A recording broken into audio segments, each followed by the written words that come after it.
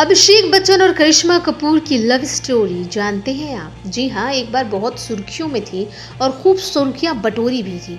दोनों की सगाई तक की खबरें आम हो गई थी और फिर रिश्ता क्यों नहीं हो पाया आश्चर्यजनक है। ये खबर उनकी मां ने खुद दी थी। एक इवेंट के दौरान जया बच्चन ने मीडिया के सामने ये घोषणा कर दी थी और करिश्मा को अपनी बहू बताया था। जया बच्चन ने कहा था कि कपूर खानदान से रिश्ता जुड़ने की बात है। इस इवेंट में अमिताभ बच्चन की बेटी श्वेता बच्चन और उनके ससुराल वाले भी मौजूद थे। श्वेता नंदा की शादी करिश्मा कपूर की बुआ के बेटे निखिल नंदा से हुई है। इस इवेंट में जया बच्चन बताती हैं कि अब कपूर खानदान से भी उनका रिश्ता जोड़ने जा रहा है। क्लिप में जया बच्चन करिश्मा को अपनी बहू कहकर लोगों से मिलवाती भी हैं और बताती हैं कि अभिषेक ने अपने पिता के 60वें जन्मदिन पर यह गिफ्ट दिया है। वो करिश्मा को गले भी लगाती हैं। रिपोर्ट्स तो बहुत सारे हैं और अगर उनकी माने तो करिश्मा कपूर और अभिषेक बच्चन के बीच करीब 5 साल तक अफेयर चला।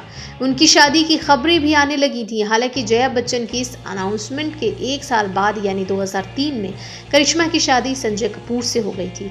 करिश्मा और अभिषेक की शादी टूटने को लेकर कई तरह की बातें चर्चा में थी। कुछ रिपोर्ट्स थी कि बबीता इस रिश्ते से खुश नहीं थी क्योंकि अभिषेक की फिल्में नहीं चल रही थी।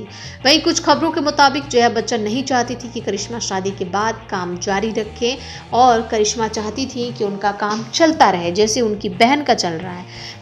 लेकिन इन सब पर विराम लग गया। चूंकि अमिताभ बच्चन का भी कंट्रोवर्सी से बहुत ही पुराना नाता रहा है, रेखा और अमिताभ बच्चन का भी नाम जुड़ता रहा है। बिल्कुल उसी तरीके से अभिषेक और करिश्मा का भी नाम जुड़ा और 5 साल तक चला भी, लेकिन हुआ कुछ नहीं, टूट गया और फिर शादी ऐश्वर्या से हुई और आज वो लोग अपने जीवन में बेहद खुश हैं। देखते रहिए बिग स्क्रीन, सब्सक्राइब कीजिए और बेल आइकन जरूर दबाएं।